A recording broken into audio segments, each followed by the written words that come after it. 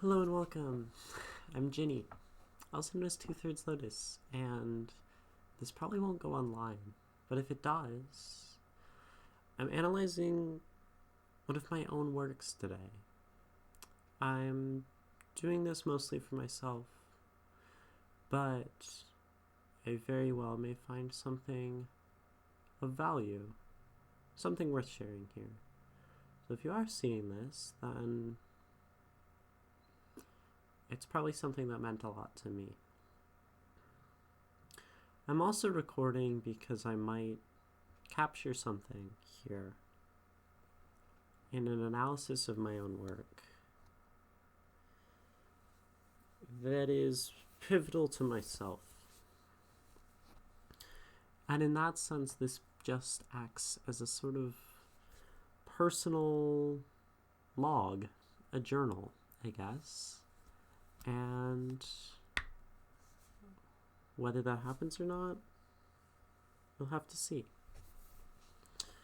So this is Singularity by, I suppose, Two-Thirds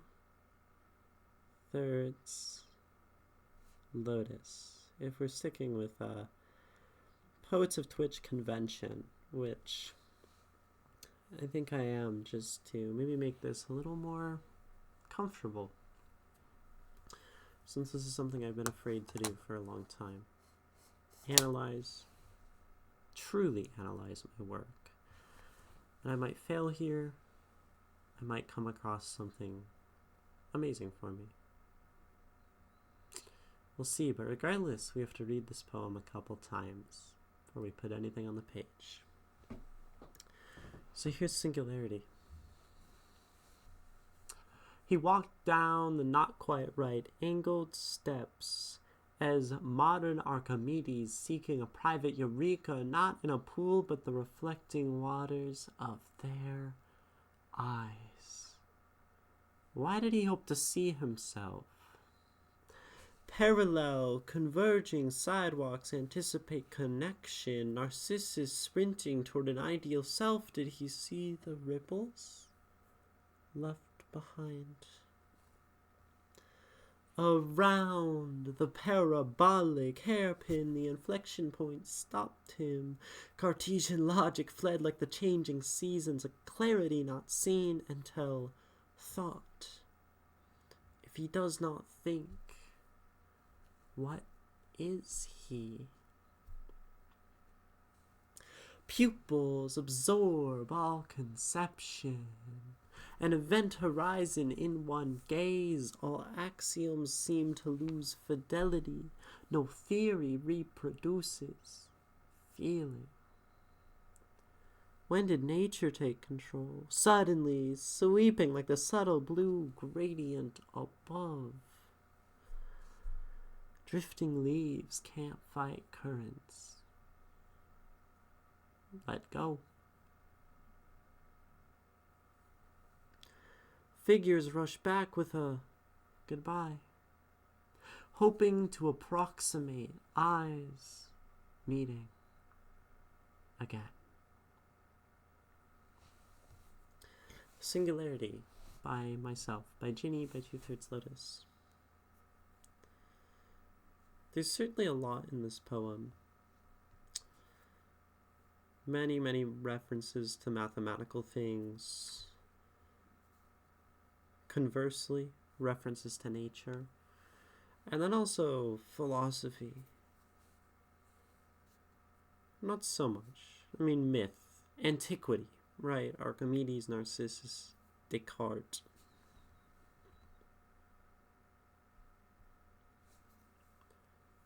These are some things. And of course, these are things I know I was trying to evoke, but they are apparent. I'm going to read it again. Singularity by Jenny Lynn. He walked down the not quite right angled steps as modern Archimedes seeking a private eureka, not in a pool but the reflecting waters of their eyes. Why did he hope to see himself? Parallel, converging sidewalks anticipate connection. Narcissus sprinting toward an ideal self. Did he see the ripples left behind? Around the parabolic hairpin, the inflection point stopped him. Cartesian logic fled like the changing seasons, a clarity not seen until thought. If he does not think, what is he? Pupils absorb all conception, an event horizon in one gaze, all axioms seem to lose fidelity, no theory reproduces feeling. When did nature take control? Sudden, sweeping like the subtle blue gradient above. Drifting leaves can't fight currents. Let go. Figures rush back with a goodbye, hoping to approximate eyes meeting again. So the difficult part of analysis here is that I already know. I mean, I wrote this poem more than a year ago, right? This is one of my oldest poems, but I still know most of the interpretation, right? Interpretations, which is going to make this tricky, because part of the joy of analysis is finding and discovering in a work, which theoretically means I'm going to need to find something new in this poem if I want to sort of have something to say, right? Because if all I have is the interpretations that I used to, I'm not really doing any analysis. I'm just reiterating what I know. And part of this is me finding something new and teaching myself and maybe humbling myself with my new knowledge. So I'm going to start. And maybe I want to look at themes here. Themes are going to be broad ideas. So a theme is just, you can think of that as a big idea. Something that spans usually multiple parts of your poem, or even if it's not overtly mentioned, something that underlies the entire work, or an overtone or an undertone, you know, something that is conveyed through it, even if not said directly.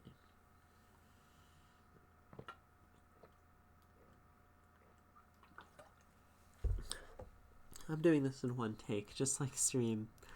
Same thing. I haven't prepared at all ahead of this. Haven't read this poem in quite a while. So, big ideas. And basically, I know that two things are nature and then sort of science or math, or maybe just like knowledge between the philosophers, the science, the math, all of these references, sort of like space stuff, event horizon, all this. And they're both really throughout the poem, right? So if we start with nature, you have the idea of a pool, even water, right? Being a very like fundamental element, right? These four Platonic elements. Maybe he had five. Was he like also ether? I'm not sure. But then again, ripples in water, seasons, pupils absorb all conception, event horizon, and game axioms seem to lose fidelity. And this is interesting. This is pretty absent of that. But then we say it flat out. Nature taking control here. Suddenly sweeping like the subtle blue gradient above. So this is the sky, right? A gradient, a shift from one color to another, subtle blue above the sky, right? And then drifting leaves and currents. And then even a word like rush, I think probably fits this. Rushing like water. But then that's about all. We also use eyes multiple times, which is maybe a big symbol. And symbols are going to be different than themes, different than metaphors. And I've talked about this a little bit on stream, but it's a very important distinction. So a symbol is really just a word or maybe a particular item, an item, image, even an action, right? We can even just say a word, just something we include that has broader meaning and connotation associated with it. It has baggage, we'll say, right? Where you can take some words, there's just not that much attached to them. If I talk about a pen, maybe there's some things. If you're a writer, it might be more of a symbol for you, but not so much. If I talk about, I think my favorite example to use is always just going to be the shape of a cross, right? And that's just because I live in America and I think, had various relationships with religion throughout my life. But if you talk about a cross, things spring to mind. And that's notably different from a metaphor, right? Because a metaphor is more intentional in your own framing. So I could say, I think actually we had a poem on stream the other day that was a really good example that used a pencil. It was talking about a pencil as a relationship with a person. This was by Stylish Fail and called Lead On. And there were lots of ways that it related. So it was talking about a person as a pencil, and it says, like, I picked you up from amongst many. A pencil is not special, right? And then a pencil can be sharpened and honed into something of our choosing and then used as a tool. And these were all actually being used to describe a person, right? Well, actually, while talking about, sort of at face with the words, a pencil, right? And the pencil is not a symbol because it doesn't have so much inherent baggage, we'll use that word again, right? Connotation. It's just a pencil, right? We usually create metaphor, and that's often through like association, where the qualities of this thing, where the qualities of one thing are similar enough to another that we can like make a connection. So person and pencil, right? And if a pencil is something that can be used, picked up, there's sort of a romantic or maybe toxic romantic connotation to this poem. Used, picked up, sharpened. I don't think she actually used broken, but that would again be like another thing that could be used, where you can break a person, you can sharpen a person, you can pick up a person, you can use a person. And we could talk about a pencil the entire time without necessarily overtly telling our reader about a person. And that's a metaphor, right? And then themes are the broad ideas. Symbols and metaphors contribute to themes. So I'm saying this because an important symbol in this poem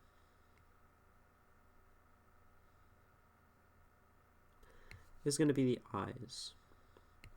And I think I'm reverting to a lot of these like extremely orderly strategies. Identify the symbols, identify the themes, find them, compare them, find all those connotations because my own sort of intuition off of the poem is not going to be enough. I need to do some analysis maybe into what eyes could mean to find new ways to relate eyes back to the poem for myself. Right? Eyes are an important symbol. Eyes, seeing oneself, again, like seeing. This is a very visual poem. Again, Narcissus. So he is the character from Greek myth, Narcissus, who looked into a very reflective pool, right? We have Narcissus, he's sort of kneeling by this pool and looking over, right? Narcissus, perhaps, just looking, in this water.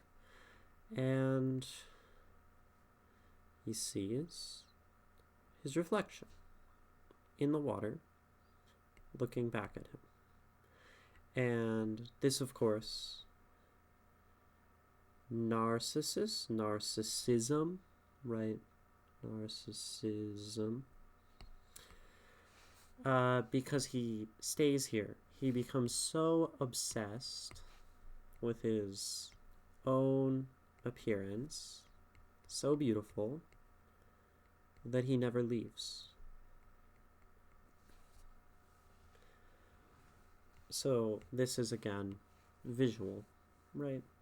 And there's a lot to unpack maybe with this myth and with each of these people referenced. So we'll definitely have to talk about the characters as well in this poem to find interpretations. But so Narcissus very much has to do with vision.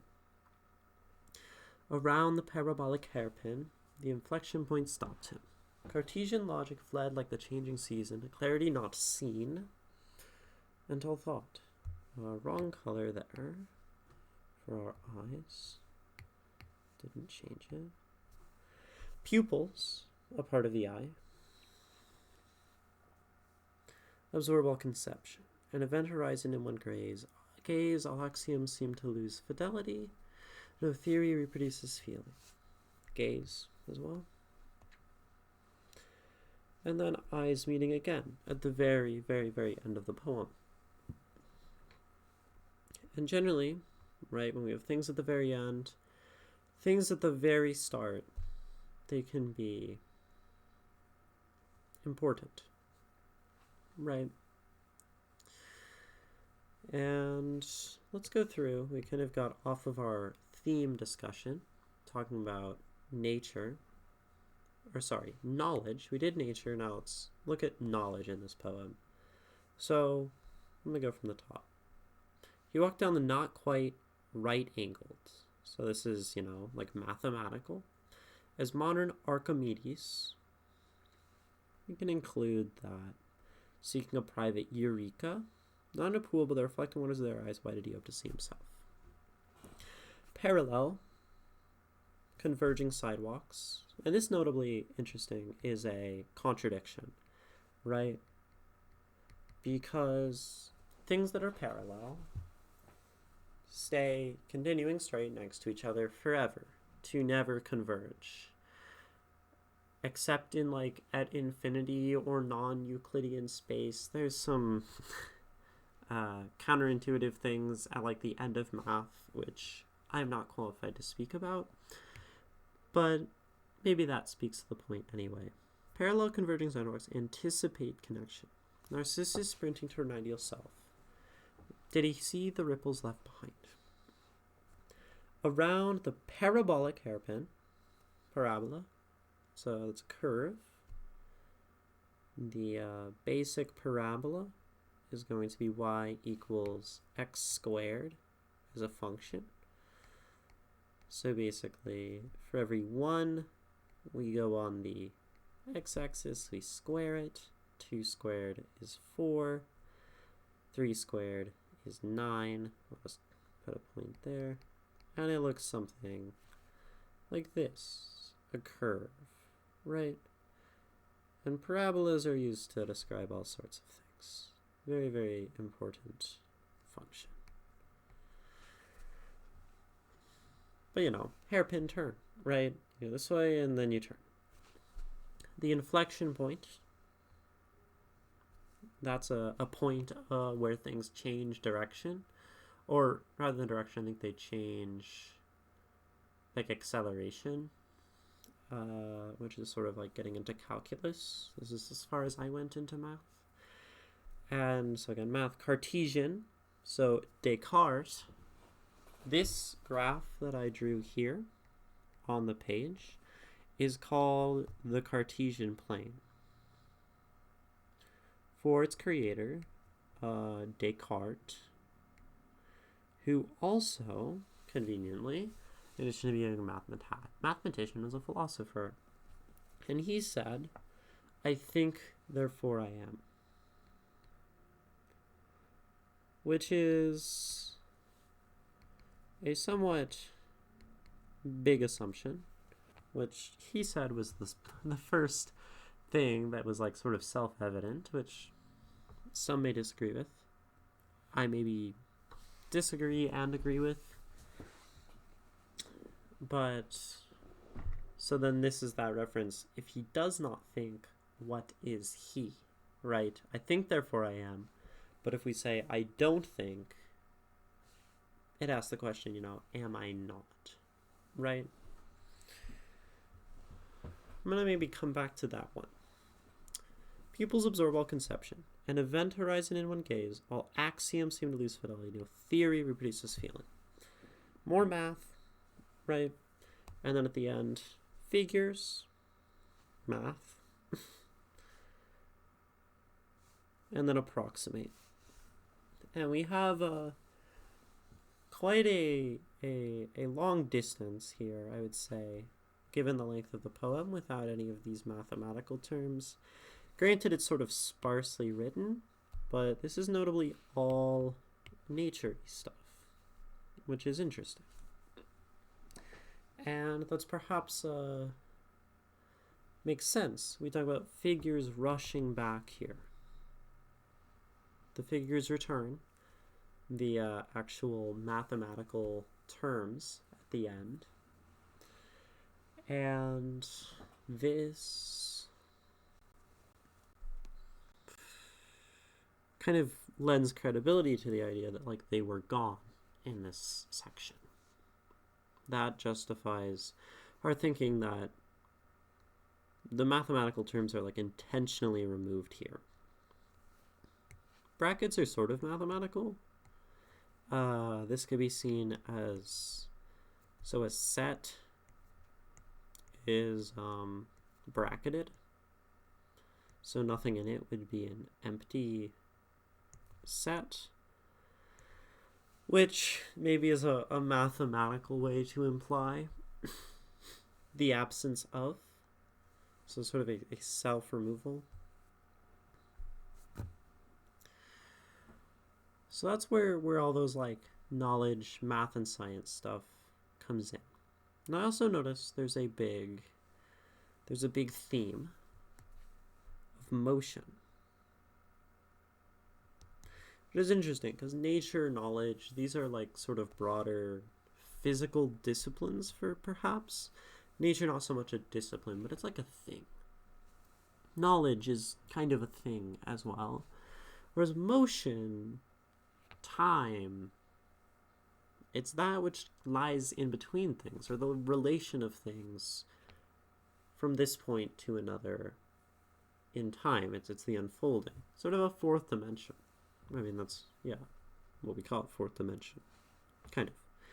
So he walked down the not quite right angled steps, sprinting toward an ideal self, even anticipating connection. Around the parabolic hairpin, the inflection point stopped him. Cartesian logic fled like the changing seasons.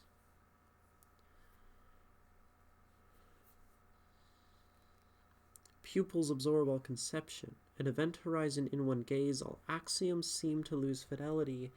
No theory reproduces feeling. Again, an absence of motion here. There aren't really any moving words. Absorb, I mean, sort of, but it's not that much. Not so much as changing, sprinting, anticipating, walking. And then we return, suddenly sweeping. And then we hope at the end, right? These are all sort of temporally grounded things.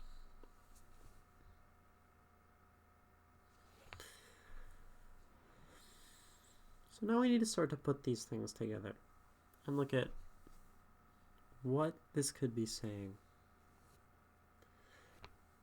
Unless there's anything else that I want to look at first. Maybe we should break down Descartes, Archimedes, and Narcissus as our characters. We also need to have you, or their eyes, right? And he, which are characters. So we have sort of a bunch of characters.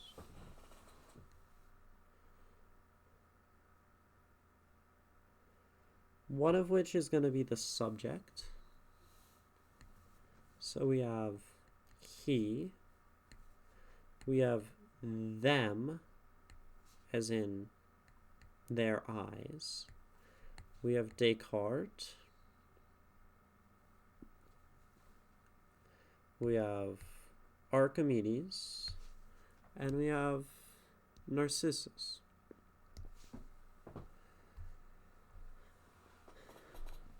So, he walked down the not quite right angled steps. As modern Archimedes seeking a private eureka, not in a pool, but the reflecting waters of their eyes. You see a different color. He and they. Green and pink. Very, very contrasting colors. So he is, or as, is like Archimedes. And he hopes to see himself,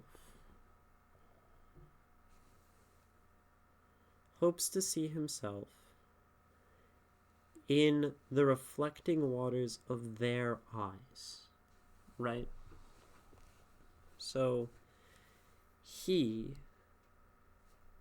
is looking at them. Whoever this is, we don't know, right? Parallel converging sidewalks anticipate connection. Narcissus sprinting toward an ideal self. Did he see the ripples left behind? And then Narcissus as then also like him, right? Well, this could be talking about Narcissus separately, but I don't think an author would just bring in a character without having them relate. And it calls it he, and he is also looking, right? In the same way that the he in the first section was looking. Around the parabolic hairpin, the inflection point stopped him.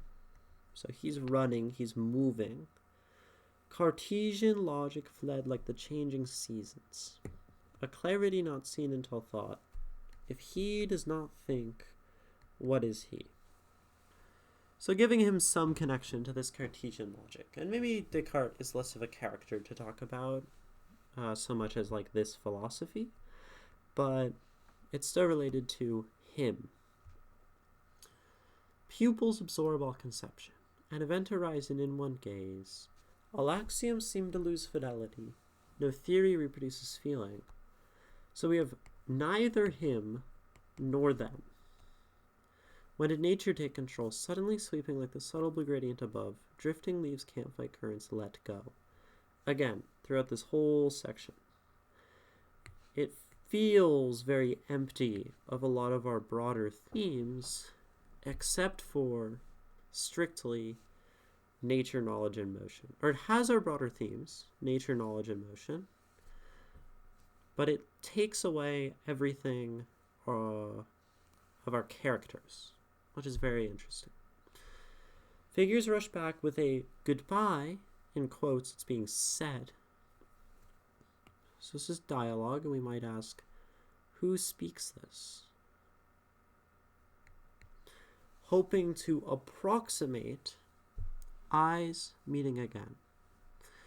So figures hope to approximate eyes meeting again with when the goodbye happens.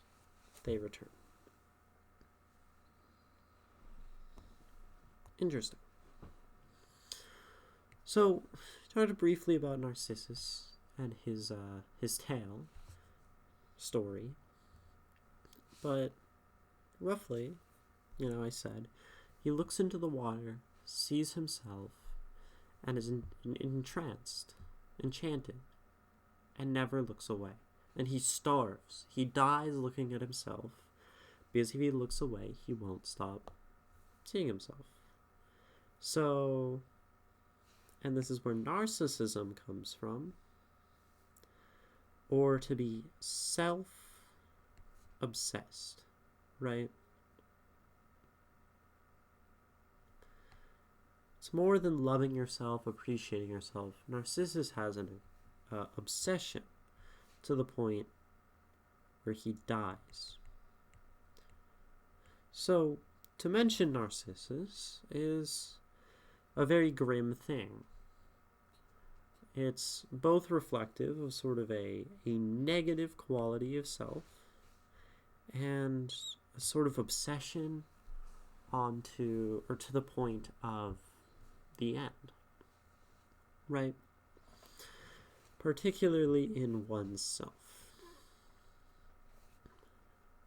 Archimedes was the one who said Eureka, right?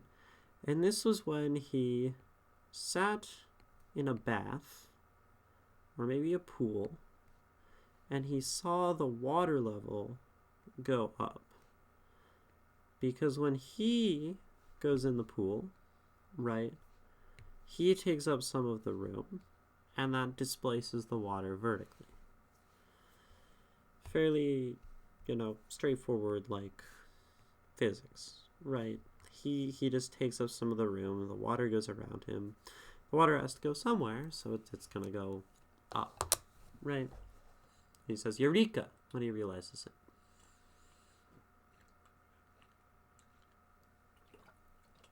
So there's a few things. Because we talk about Eureka moments as these moments of clarity or understanding. And they are singular, right? You do something, it happens, Eureka. You figure it out. A light bulb is one way that people would probably describe a Eureka moment, is a light bulb going off in the head.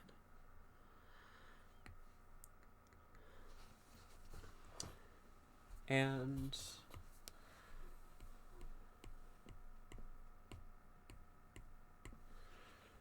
that is mostly what Archimedes represents. He's also, there's a lot of math, but we're talking about him specifically with the Eureka, the pool, etc.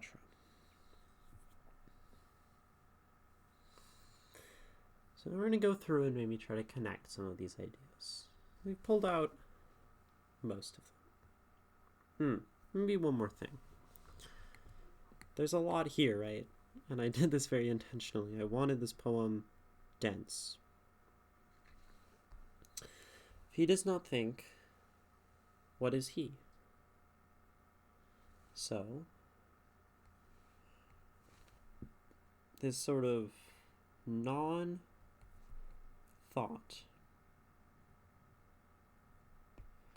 or maybe an emptiness, but certainly not thinking, right? And the Maybe there's an ignorance, maybe there's a lack of understanding. We're thinking about not thinking. And there is some of that later. Pupils absorb all conception, right? Conception is what, not only like conception, like birth, but to conceive, to understand. And if you cannot conceive of anything, you cannot think. An event horizon, a black hole in one gaze, these pupils sucking it in, not allowing anything to escape, not allowing any light to escape. If we're talking about light bulbs earlier.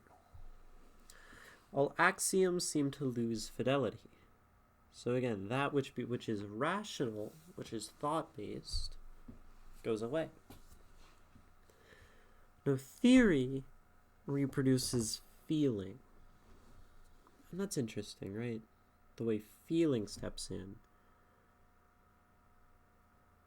Like, what does that have to do with everything?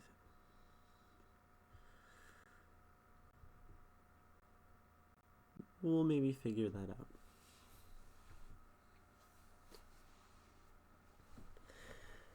So he walked down the not quite right angled steps. I want to point out not quite right. First of all, I do really like the way this sounds.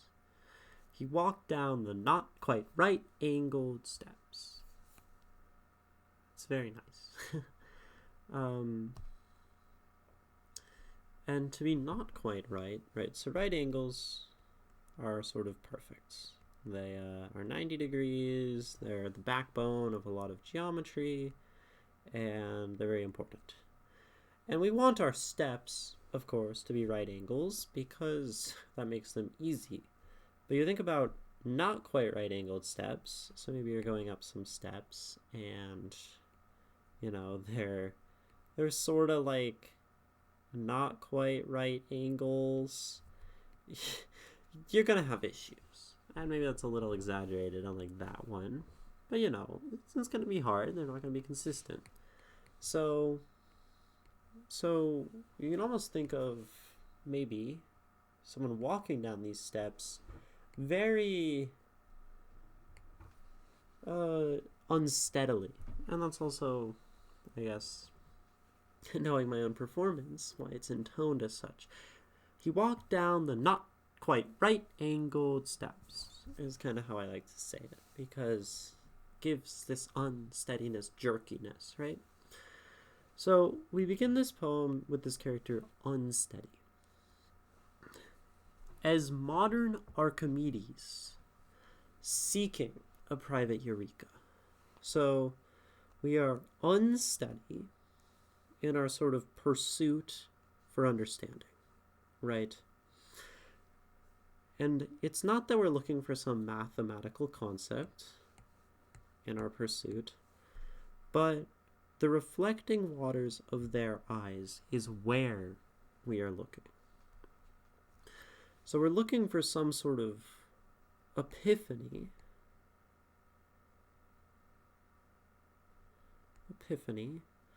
in another. Learning from another person. This makes sense.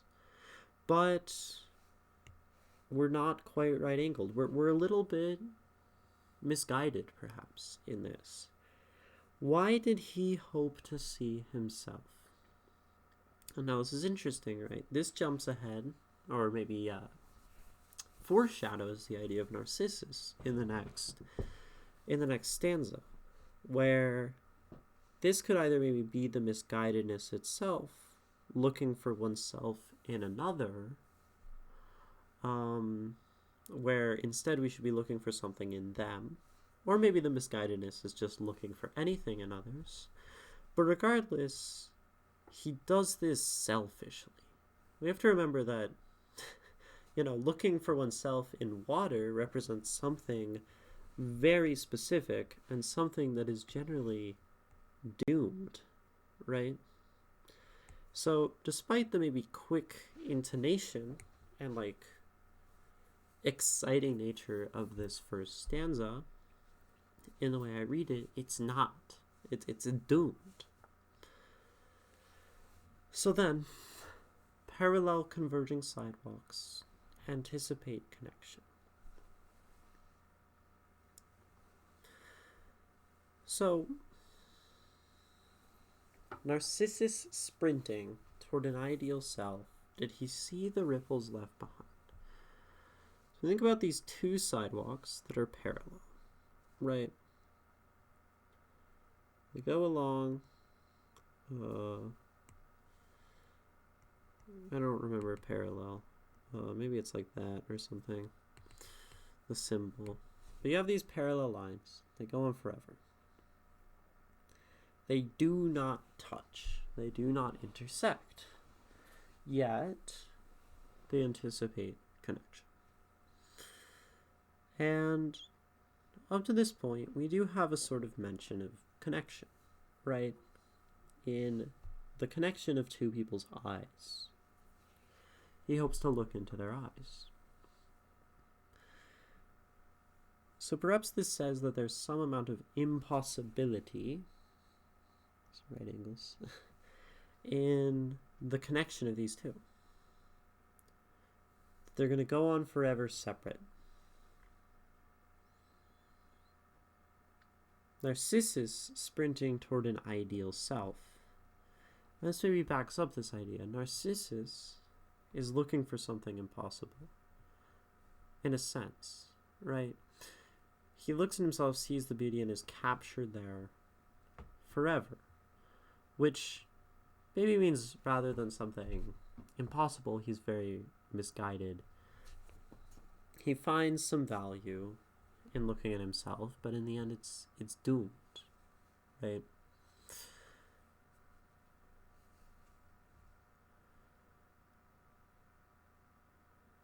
And it's funny because we also have a picture of Narcissus not looking in the water. He's sprinting, he's moving, he can't. So he's before looking in the water. So this may be, right, if we connect, there's the connection. So if we look back, right, anticipates the connection, the waters of their eyes, seeing himself, right? This is what he hopes to find, seeing himself. So he sprints looking toward it, because in those waters, in that reflection, he'll find an ideal self. Did he see the ripples left behind? And this has sort of an ominous tone to it, right? Like when you're sprinting towards something at all costs, you know, also in this misguided way, as we talked about before, there might be consequence. And oftentimes, in this search, this forward-facing hubris, we don't notice the consequences that we create.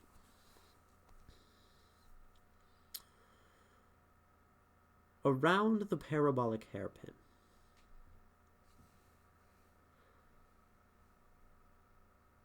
So, this is something turning around, like so. The inflection point stopped him. Cartesian logic fled like changing seasons. First big mention of nature. A clarity not seen until thought. If he does not think, what is he? So somehow we go to this point where he no longer really exists, if he's not thinking. And it feels almost like this is the points converging on the parabola. Of course, it doesn't exactly work, but you can think of almost the curve connecting these two sidewalks. And then meeting at the inflection point, if the lines are like going in this direction, and curving. Which would make this the moment of looking into their eyes, of finding the ideal self, right? Cartesian logic, I think therefore I am, fled like the changing seasons. So he stops thinking. And a clarity, it is a clarity not seen until thought. If he does not think, what is he? So, this says that this clarity, it isn't noticed, it isn't seen until it's thought about, which feels maybe contradictory to what is happening around it.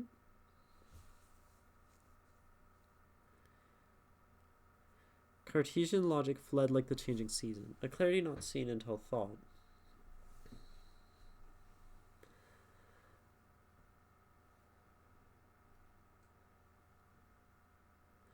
Unless it means that since he is not thinking, right, there is no thought, he's also not seeing, which doesn't feel right in the poem. And this is me, I'm looking at my own poem, and this is me realizing a mistake through actual analysis of what's going on here, of the themes. I mean a clarity not thought until seen. Because we've gone to this point, this turning over of seeing, where we are only seeing and no longer thinking, thus the end of that Cartesian logic. Which means these words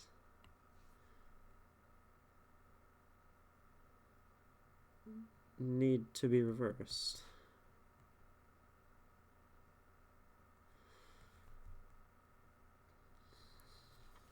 And this is where I'm going to explain why I'm doing this. I've never done this before. I've never revised a poem really thinking through everything as I would think about another's poem. This is what I do with other people's poems. Of course, a lot of this analysis is eased along by the fact that I know what's happening already. But I don't give my own poems the attention that I give to others. And it felt very contradictory for a while. It felt very confusing. And I think it's because I was afraid of a few things. One would be finding something good in my work, which is not familiar. I don't like to accept good things in my work, but it's also a fear of finding something wrong, really just fearing that I would change anything, because it means that I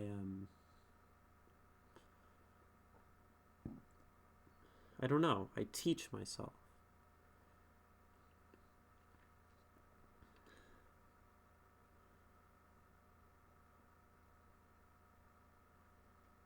It feels weird, that correction. But I know that's what I was supposed to mean. Let's read it again. Around the parabolic hairpin, the inflection point stopped him. Cartesian logic fled like the changing seasons, a clarity not thought until seen. If he does not think, what is he? This also makes the rhyme better, because now seen and he work really well. And then clarity not thought, which reminds us of kind of like quite right? These immediate one after another rhymes. And then you have not thought, not think, which is parallel here. If he does not think, what is he? So, this is saying that he now meets the eyes. Their eyes are very elusive, they. And his world is somewhat shattered. Cannot think, cannot conceive of what's going on. Pupils absorb all conception. An event horizon in one gaze. All axioms seem to lose fidelity. No theory reproduces feeling. And this adds a couple things here. Because it adds feeling.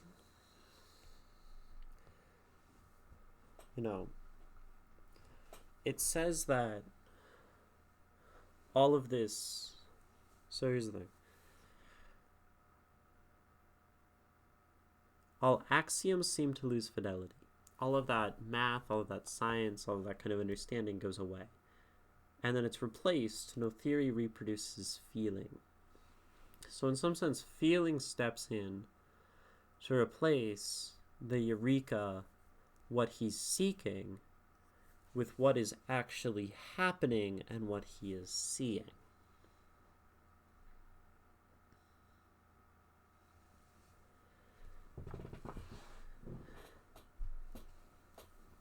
When did nature take control? Nature is often associated with feeling. I don't think I had that on screen. And so this means, again, lost fidelity, no theory, all conception is absorbed. He's gone. And now nature is in control. And there's something else, nature, but feeling, controlling him when he meets these eyes. Suddenly sweeping, like the subtle blue gradient above. I know what I meant by this line, but let's break it down. Suddenly sweeping. So coming in quickly, right? The emotions go away. The thoughts are kind of banished quickly by nature, right? Suddenly. Except also subtly, or suddenly but subtly, right? And this is sort of the opposite, you'd think, than like sudden, right? This is more slow, gradient, gradual, subtle, unclear, unnoticed. Which says that when he meets these eyes, when nature take control, when did it take control? He couldn't tell. It swept suddenly, too quick to notice, but also so subtle that he didn't see it either. Kind of an automatic reaction.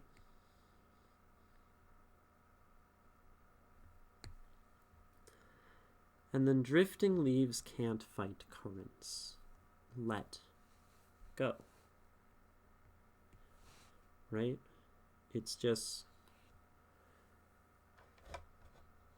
he's lost control. We are in emotion. This makes sense. We often think about this dichotomy. It's a dichotomy we create often. Logic,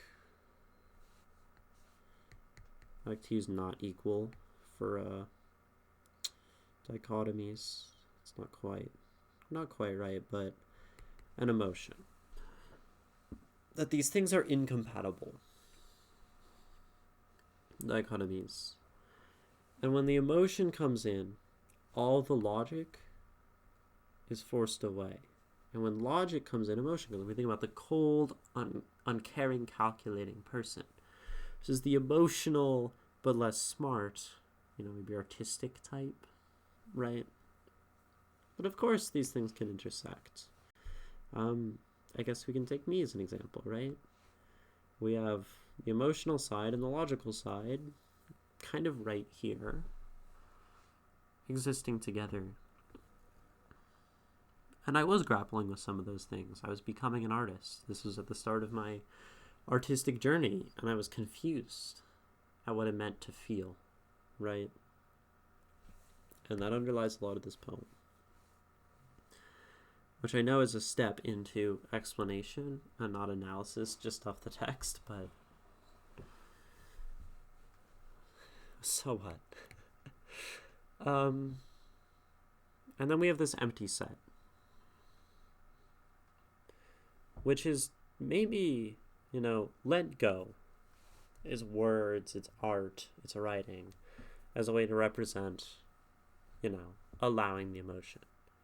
But the mathematical way would be some way to describe that emptiness. And I think this means maybe that it's just a second way to describe the same thing. To show that maybe both sides agree and acknowledge this phenomenon, that it's true, right?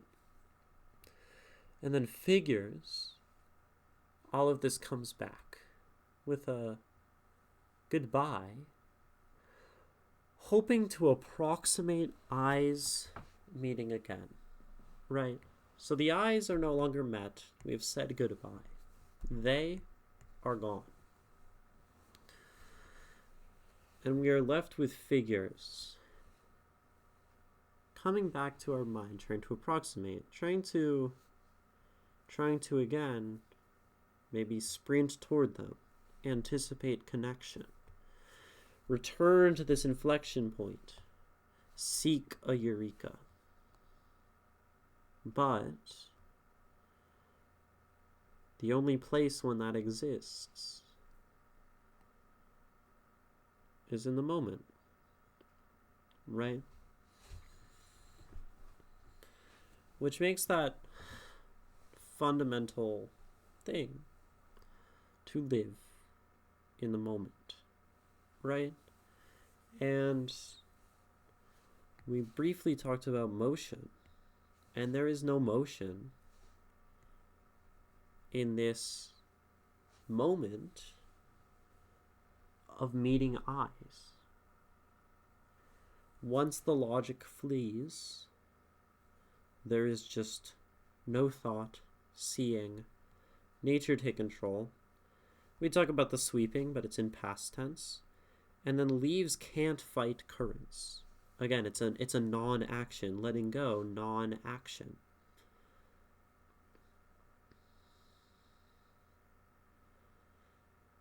And then we ask, what happens in this moment? Right? Is it love? Friendship? Those two seem reasonable. Meeting eyes, a feeling of emotions that gets rid of logic itself. How about love?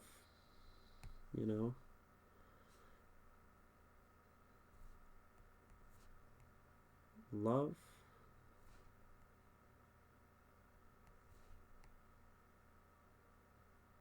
is blind.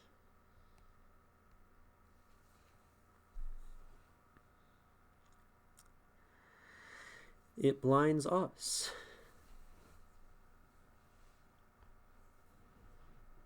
It gets rid of logic. It is not rational. But we strive for it, we seek it. When we're in love, we hope for every moment where we can see that person.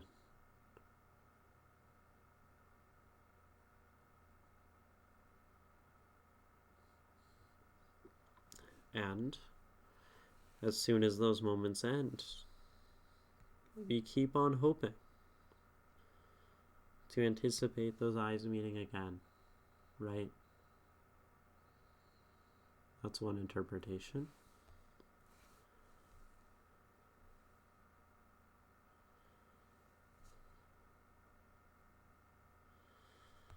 Maybe sort of friendship and even just like fun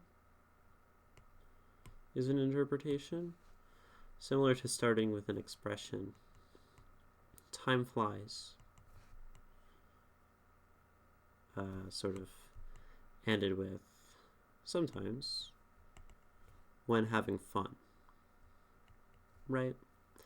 It seems sometimes that it all melts away when we're enjoying ourselves, right? We don't notice the bad things. We just feel.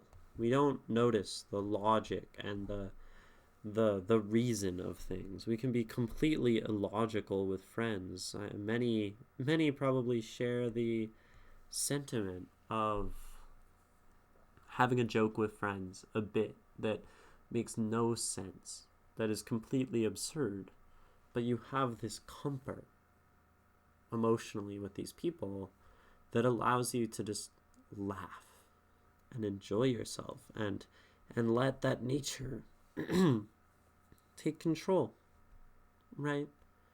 There's no need for logic.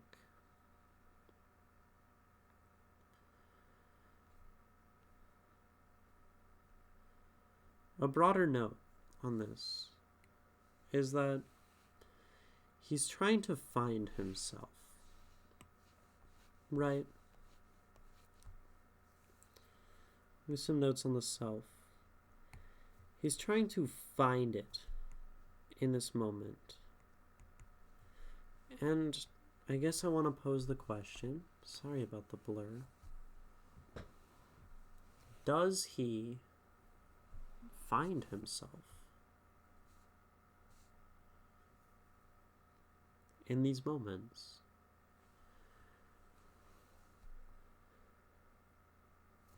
There are two options. Well, yes and no. Or maybe we can completely deny this question, or we can say maybe, or it's unclear. Right? We should probably argue for all of these. So, yes, he finds himself. And this maybe points back to these two, right? The optimistic endings of this poem. He finds himself. He finds in these other people a joy that he does not find alone. And he looks for it. He tries to fill the void with other people. And he does, right? But the interesting thing is, outside of those moments, it doesn't exist. It's not sustainable, right?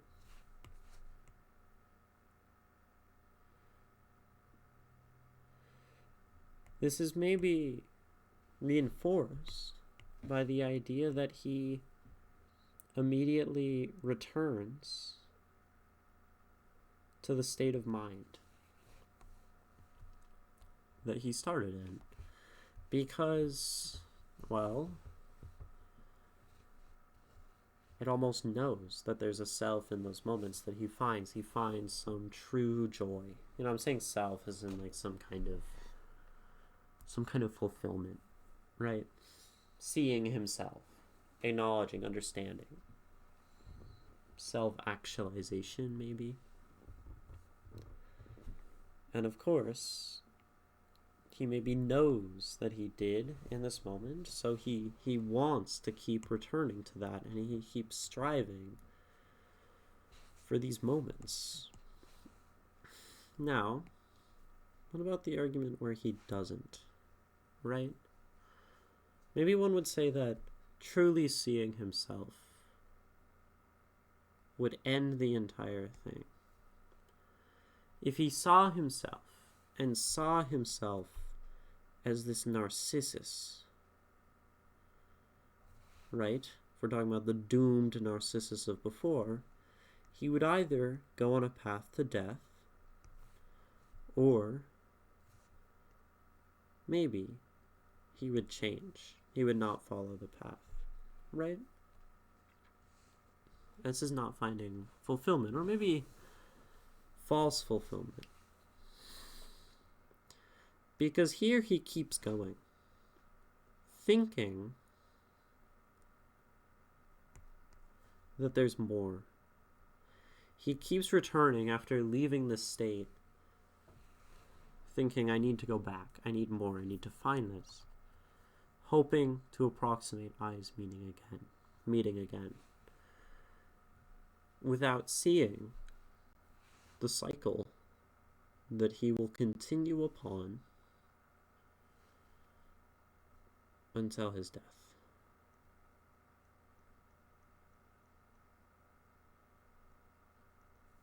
Right?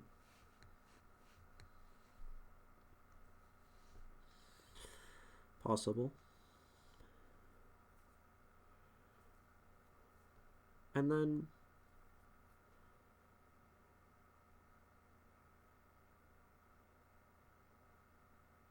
right? Like if he actually maybe felt he saw something, maybe he would stop running, stop going in this circle.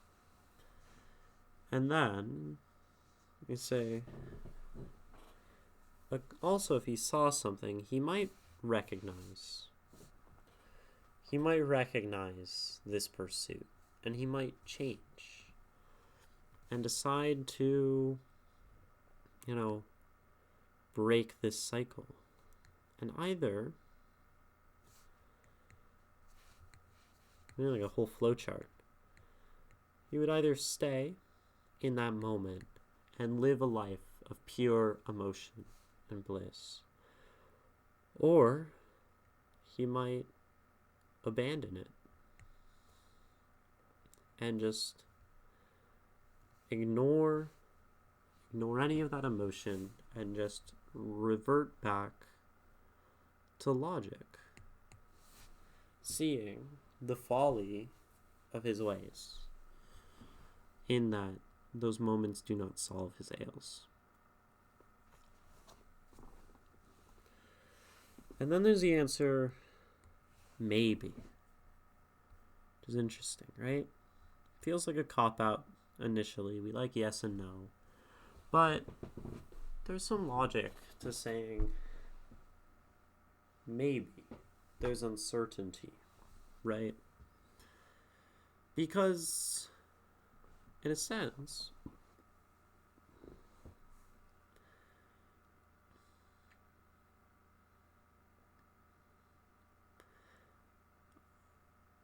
a lot has been overcome in this poem. There is a sort of impossibility of finding connection in the second stanza. And yet, it happens. And then there is joy. But that joy ends. And this is simply one instance. Right? He hopes to have it again. But this doesn't necessarily imply the greater cycle. It just shows a snapshot. And there are many ways to find himself, right? There are many, many paths on this maybe.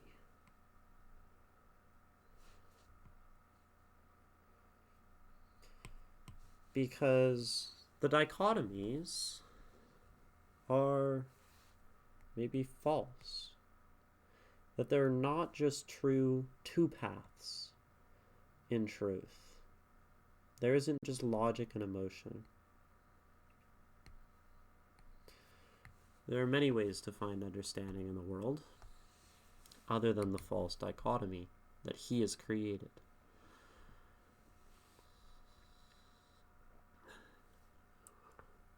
And we do only see one small instance of this dichotomy. It's almost like a not enough information. We could even say, we'll see himself. This is impossible to begin with. One could argue that he will never understand himself. Or maybe that he always has.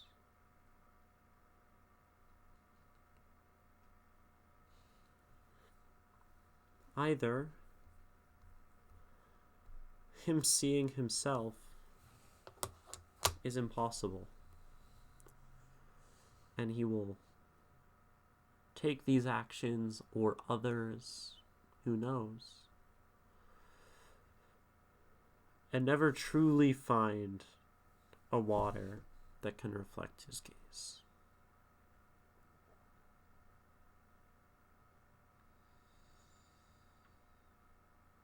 Maybe he already has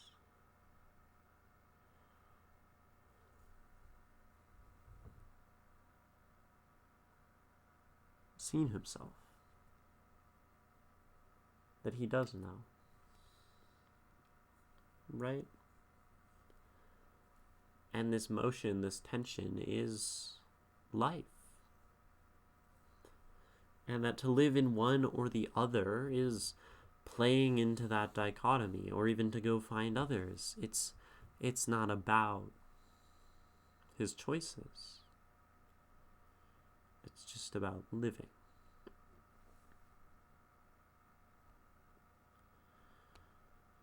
To be honest, I don't know which of these interpretations I like. Because they all have things that feel good and they feel bad as well, right? Maybe I like the idea that he already knows himself. And he's just living. And it's okay to live in misguided ways. And it's okay to lurch back and forth between emotion and logic.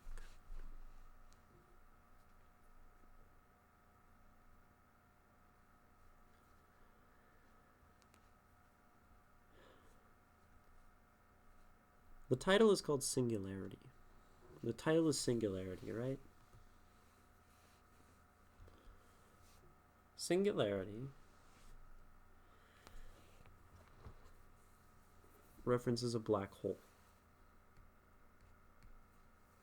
Sort of. We're talking like math and science, which this poem is, right? And this is when, I believe, the mass of the black hole becomes so great that, right, it's that moment of collapse into itself and that infinite density. We talk about an AI singularity, that point when we will not be able to return from creating, let's say, sentient AI. A point of no return, an infinite absorption, an infinite spiral.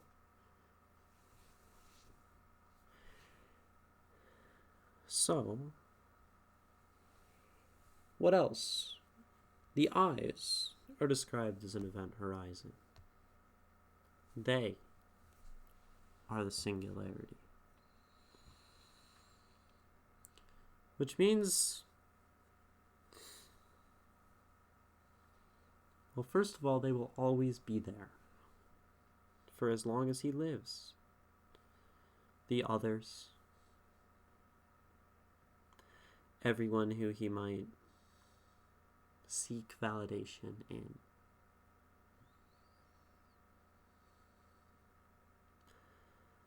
He may or may not find that feeling of nature taking control, of giving it up. They're always going to be there. And he's always going to want, perhaps, as a singularity is, he's always going to be attracted to it, to looking in those eyes.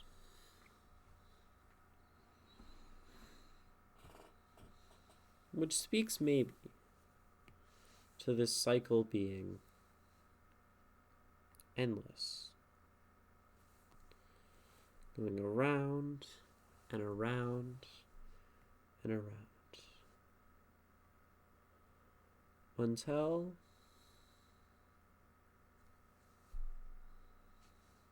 well, if we return to Narcissus, until death.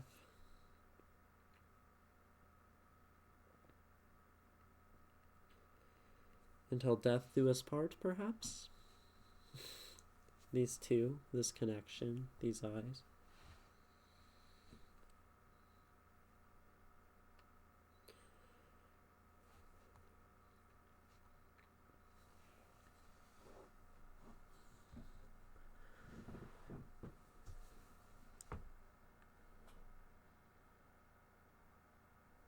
Seems to be the only way a singularity can work, right? Once it's created, it stays forever, attracting, sucking in light.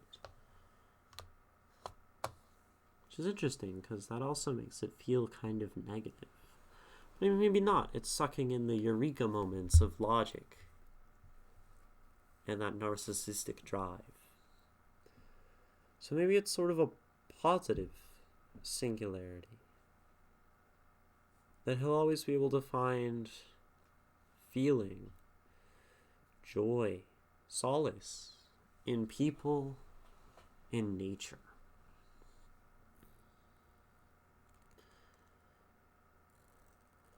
Maybe even in the motion.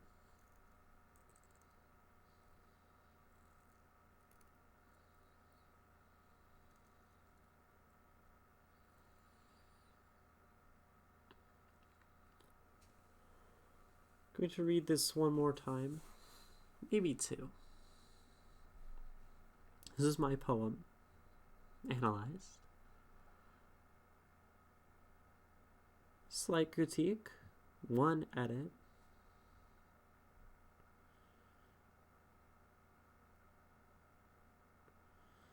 Since everything else maybe feels appropriate to me. Admittedly, this is one of my favorite poems I've ever written. I didn't come in expecting to make many changes at all, which maybe it's why it's so humbling to make one, right? And maybe it's just hard to be critical of our own work. Because I know what this all means, and it means so much to me.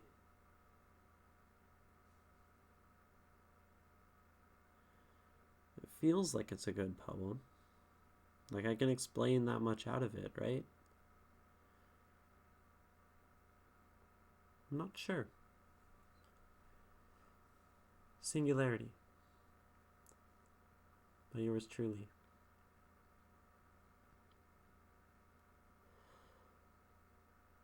He walked down the not quite right angled steps as modern Archimedes, seeking a private eureka, not in a pool, but the reflecting waters of their eyes.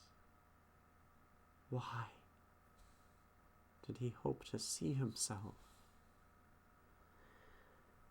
Parallel, converging sidewalks anticipate connection. Narcissus sprinting toward an ideal self. Did he see the ripples left behind? Around the parabolic hairpin, the inflection point stopped him. Cartesian logic fled like the changing seasons, a clarity not thought until seen. If he does not think, what is he? Pupils absorb all conception and event horizon in one gaze. All axioms seem to lose. Fidelity, no theory reproduces feeling. When did nature take control, suddenly sweeping like the subtle blue gradient above? Drifting leaves can't fight currents. Let go.